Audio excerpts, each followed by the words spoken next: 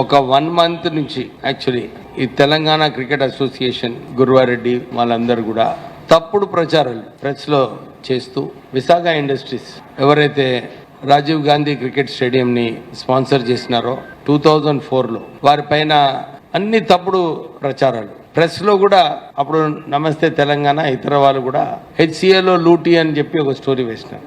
మేము వారికి నోటీస్ ఇచ్చాం, డిఫమేషన్ నోటీస్ కూడా ఇవ్వడం జరిగింది. ఎందుకంటే ఫ్యాక్ట్స్ ఏమున్నాయంటే అప్పుడు ఆ రోజులలో క్రికెట్ అసోసియేషన్లో పైసలు లేవు, స్టేడియం కట్టాలి. అప్పుడు రాజశేఖర రెడ్డి గారు ఉన్నప్పుడు మా అన్న వినోద్ గారు వారు మాట్లాడి ఆ రోజులలో ల్యాండ్ కూడా హైదరాబాద్ క్రికెట్ అసోసియేషన్ కి ఇప్పించడం జరిగింది. శివలాల్ యాదవ్ గారు సెక్రటరీ ఆఫ్ ద అసోసియేషన్ ఉండే చాలా చోట్ల తిరిగారు, ఇంక్లూడింగ్ మీటింగ్ సోనియా గాంధీ గారు ఆ రోజులలో 2004లో యూపీఏ ప్రభుత్వం ఉండింది. ఎవరన్నా స్పాన్సర్ వస్తే బాగుంటుందని చెప్పి ఆ రోజులలో ఇండియన్ ఆయిల్ కార్పొరేషన్ నుంచి నిధులు తేవడానికి ట్రై చేయడం జరిగింది. కానీ ఎక్కడ సక్సెస్ఫుల్ కాలేదు. అప్పుడు శివలాల్ యాదవ్ గారు మా నాన్నగారు కాకా వెంకటస్వామి గారి దగ్గరికి వెళ్ళి ఈ సిటీలో ఒక మంచి స్టేడియం ఉంటే బాగుంటుంది, మీరు మీ కొడుకుకు చెప్పి విశాఖ ఇండస్ట్రీస్ ని స్పాన్సర్ చేయమని చెప్పి కాకా వెంకటస్వామి గారిని వారు రిక్వెస్ట్ చేయడం జరిగింది. కాకా వెంకటస్వామి గారి ఆదేశాల ప్రకారంగా విశాఖ ఇండస్ట్రీస్ కూడా ఏదో మంచి స్టేడియం వస్తుందని చెప్పి స్పాన్సర్షిప్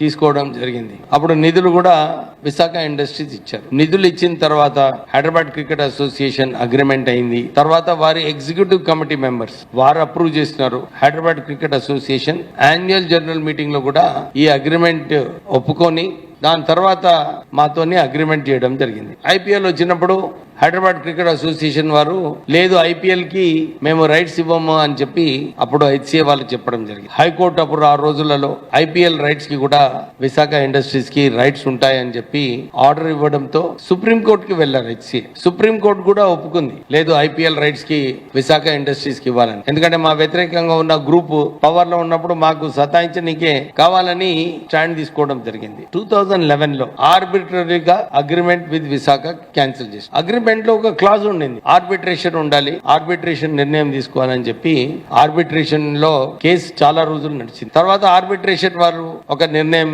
తీసుకున్నారు. ఏదైతే అగ్రిమెంట్ లో టర్మ్స్ ఆఫ్ కండిషన్స్ ఉండేనో ఆ టర్మ్స్ ఆఫ్ కండిషన్ ప్రకారంగానే ఆర్బిట్రేషన్ అవార్డు ఇచ్చింది. ఏదొక్క అంశం ఎక్కువ చేయలేదు, తక్కువ చేయలేదు. ఎందుకంటే ఆల్రెడీ ఒప్పందం ఉంది హెచ్సిఏ కి విశాఖ ఇండస్ట్రీస్ కి. Executive committee annual general meeting అందరు మెంబర్స్ కూడా దాన్ని ఒప్పుకోవడం జరిగింది. దాని ప్రకారంగానే ఆర్డర్ ఇచ్చినారు. అప్పుడు ఆ రోజులలో హర్షద్ అయ్యబ్ గారు నాకు ఫోన్ చేసి సరే 26 కోట్లు అవార్డు వచ్చింది, మీరు 17 crores చేస్తే మేము ఒప్పుకుంటాము, మీరు ఒప్పుకోండి అని చెప్పి వారు చెప్పినారు. మాకు కూడా ఒక స్పాన్సర్ వచ్చినాడు, 100 కోట్ల రూపాయలు ఇస్తున్నాడు, మీకు 17 కోట్లు ఇచ్చేస్తాం, మాకు కూడా కొన్ని నిధులు వస్తాయని చెప్పి వారు మాకు ఫోన్ చేయడం జరిగింది. కోర్టులో కూడా జాయింట్ మెమో వేశాం ఈ అమౌంట్ ఒప్పుకుంటున్నామని. కానీ హెచ్సిఏ వాళ్ళు ఏదైతే ఒప్పందం చేసుకున్నామో దాన్ని వారు పూర్తి చేయలేదు. సో కేసు మళ్ళీ వారు ఆర్బిట్రేషన్ అవార్డ్ వ్యతిరేకంగా కోర్టులో వేశారు, కమర్షియల్ కోర్టులో. కమర్షియల్ కోర్టు కూడా ఆర్బిట్రేషన్ అవార్డు ఏదైతే ఇచ్చినారో దాన్ని ఫేవర్ లో ఆర్డర్ పాస్ చేశారు. తర్వాత మళ్ళీ హెచ్సిఏ హైకోర్టుకు వెళ్ళింది. హైకోర్టుకు వెళ్లి కూడా దీని వ్యతిరేకంగా తీర్పు ఇవ్వాలని చెప్పి పిటిషన్ వేయడం జరిగింది. హైకోర్టు కూడా హెచ్సిఏ వ్యతిరేకంగా Visakha industries in favour high court order ఇచ్చింది. తర్వాత వాళ్ళు సుప్రీం కోర్టుకు వెళ్ళినారు దీని వ్యతిరేకంగా. సుప్రీం కోర్టు కూడా మీరు అగ్రిమెంట్ చేసుకున్నారు, మీరు అగ్రిమెంట్ ప్రకారంగా మీరు తీసేయాలన్నప్పుడు మీరు వారికి రైట్స్ ఇవ్వాలి, 15 సంవత్సరాలు మీరు రైట్స్ ఇవ్వలేదు, ఎందుకంటే క్యాన్సిల్ చేసినారు కదా 2011లో. సో పోయిన సంవత్సరము మీరు వారికి రైట్స్ ఇవ్వలేదు, మీరు ఈ జడ్జ్మెంట్ ని మీరు ఇంప్లిమెంట్ చేయాలని చెప్పి సుప్రీం కోర్టు కూడా మా ఫేవర్ లో ఆర్డర్ ఇవ్వడం జరిగింది. దాని ప్రకారంగానే సిటీ సివిల్ కోర్టులో ఈ డిగ్రీ ఏదైతే అయిందో విశాఖ ఇండస్ట్రీస్ ఫేవర్ లో దాంట్లో కేసు వేయడం జరిగింది. ఇంకా కేసు నడుస్తుంది. నిధులు అన్ని పేపర్లలో, ప్రెస్ మీడియాలో, సోషల్ మీడియాలో అన్ని చోట్ల నిధులు ఇచ్చేస్తున్నారు విశాఖకు అని చెప్పి దుష్ప్రచారం చేస్తున్నారు. కానీ ఇప్పటి వరకు రాలేదు. దాంట్లో కూడా natural principles of natural justice అని చెప్పి ఇంకా కేసు నడుస్తుంది దాని ప్రత్యేకంగా. ఈ గురువారెడ్డికి ఇంకా కొందరికి ఒక ఫ్యాషన్ అయిపోయింది.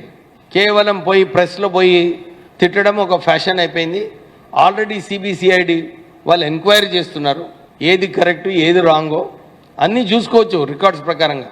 సుప్రీంకోర్టు డిసిజన్ ఉంది. నిజంగానే సుప్రీంకోర్టు డిసిజన్ రాంగ్ అంటే ఎక్కడ పోతారో వాళ్ళు ఆలోచించుకోవాలి. కానీ కావాలని ప్రెస్లో పోయి సోషల్ మీడియాలో ఇలాంటి ప్రచారం చేయడము ఇది సరైన పద్ధతి కాదు. వారిపైన డిఫమేషన్ నోటీస్ కూడా పంపించినాము గురువారెడ్డికి. వారి వ్యతిరేకంగా సూట్ కూడా వేస్తాం. ఎందుకంటే కంపెనీకి అసలు కష్టకాలంలో ముందుకొచ్చి స్పాన్సర్షిప్ తీసుకుంది. ఇంకా మేము ఎక్కువ అగ్రిమెంట్ ప్రకారంగానే మా రైట్స్ అడుగుతున్నాం. మాకు ఎట్లయితే రైట్స్ ఇచ్చున్నారో ఇతర స్పాన్సర్స్ కూడా ఇచ్చారు. బికాజ్ వీఆర్ ఫస్ట్ స్పాన్సర్, మా రైట్స్ డిఫరెంట్ ఉంటాయి వేరే కన్నా. అంటే అప్పుడు ఎవరు లేరు కదా. కన్స్ట్రక్షన్ ఆఫ్ ద స్టేడియం అయిన తర్వాత ఇతర స్పాన్సర్స్ వచ్చారు. So their conditions are different. ఎవరు కూడా అందరూ విశాఖ ఇండస్ట్రీస్కి అవార్డు వచ్చిందని చెప్పి ప్రెస్లో రాస్తున్నారు. కానీ మాకు 15 సంవత్సరాలు ఏదైతే మా అడ్వర్టైజ్మెంట్ రైట్స్ పోయినాయో, మా రైట్స్ ఏదైతే కూలిపోయినాయో దాని గురించి ఎవరు మాట్లాడటం లేదు. మాకు ఇవ్వాలి కదా మా రైట్స్. ఇట్స్ అ అగ్రిమెంట్, ఫ్రీగానైతే లేదు కదా. ఇట్స్ అ స్పాన్సర్షిప్ మీనింగే అది.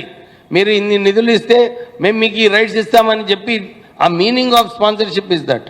సో వీళ్ళు ఎంత దుష్ప్రచారం చేసినా కానీ మళ్ళీ ఒక నిన్న మంత్రి గారు కంపెనీలో తీసుకుంటున్నారని చెప్పి అదొక హెడ్లైన్స్ న్యూస్ పేపర్స్లో. నేను రిక్వెస్ట్ చేస్తున్నాను న్యూస్ పేపర్స్ కూడా ప్లీజ్, ఎందుకంటే మేము ఆల్రెడీ సఫర్ అయినాం దీంట్లో. మా మీద తప్పుడు వార్తలు వారు ప్రెస్లో మాట్లాడినప్పుడు మీరు ప్రశ్నించాలి వాళ్ళని. వారు యాక్చువల్లీ టీసీఏకి ఏం వస్తున్నాయా? వారు సంస్థ నడిపించుకుంటున్నారు. చాలా మంది మంత్రులు, ఫార్మర్ మినిస్టర్స్ అందరు కూడా టీసీఏకి బ్యాకింగ్ చేస్తున్నారు. నేను ఇదే ప్రశ్నిస్తున్నాను టీసీఏకి మాకేం వస్తా? అదిగాక నేను విశాఖ ఇండస్ట్రీస్ ద్వారా ఇప్పటి వరకు 3-4 టోర్నమెంట్స్ మేము డిస్ట్రిక్ట్ క్రికెట్లో మేము స్పాన్సర్ చేయడం జరిగింది. ఎవరు కూడా చేయలేదు. మొత్తం ఇంటర్ డిస్ట్రిక్ట్ టోర్నమెంట్సే మేము పెట్టినాము. నేను ఇంతకుముందు కూడా అనౌన్స్ చేసిన ఈ నిధులు ఏదైతే వస్తాయో ఇవి కూడా మేము క్రికెట్ కోసమే ఖర్చు పెడతామని చెప్పి నేను అనౌన్స్ చేసిన 3-4 సార్లు. దాని గురించి ఎవరు మాట్లాడటం లేదు. ఇప్పుడు కూడా ఏదైతే నిధులు వస్తాయో డెఫినెట్లీ మేము క్రికెట్ కోసం వాడతాము. అండ్ రూరల్ క్రికెట్ ఎస్పెషల్లీ మేము ఇండిపెండెంట్లీ కూడా రూరల్ క్రికెట్కి ప్రమోట్ చేయడానికి మేము డెఫినెట్లీ స్పాన్సర్ చేస్తాము. అండ్ ఏదైతే హైదరాబాద్ క్రికెట్ అసోసియేషన్ అన్నా, టీసీఏ అన్నా, వారు సంస్థలు ఉన్నాయి. వాళ్ళు they are free to manage their own affairs. Thank you.